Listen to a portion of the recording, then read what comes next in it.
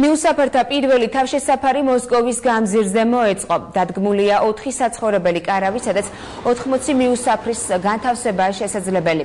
კარები აღჭურვილია შეშის ღუმელით, საწოლებით, ლეიბებით, პლედებით და ელექტროენერგიით. ამავე ტერიტორიაზე განთავსდა 80 კაციანი კარავი, რომელიც სასადილო ოთახის ფუნქციით დაიტვირთება. დამატებით დღეიდან განთავსდება კოტეჯები, медპუნქტისა და სამზარეულოს მოსაწყობად დაწესდება მორიგეობაც იმისთვის, რომ ტერიტორიაზე იყოს წესრიგი და ოპერატიულ რეჟიმში გადაწყდეს წამოჭრილი ყველა საკითხი. მიუსაფართა დახმარების შესაძლებლობა მიეცემა ყველა იმ საქველმოქმედო და არასამთავრობო ორგანიზაციას თუ მოქალაქეს, რომელთაც ამ ადამიანთა მხარდაჭერას სურთ. მათ შეუძლიათ საკვებით, ტანსაცმელით თუ ნებისმიერი სხვა საჭირო ნივთებით დაეხმარონ თავშესაფარში განთავსებულ მიუსაფარ ადამიანებს.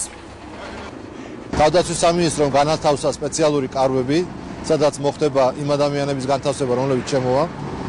ამ ბანაკში რაც შეეხება თქვენ ხედავთ რომ გზადდება უკან ინფრასტრუქტურა, იქნება медპუნქტი, მობილიზებულია ამ წუთასაც სამედიცინო დახმარება, იქნება კვების პუნქტი და შესაბამისად მოხდება დროულად დახმარების გაწევა ყველა იმ ადამიანისთვის, რომელიც ამ კლიმატური პირობების გამო შეიძლება საჭიროებდეს დახმარებას.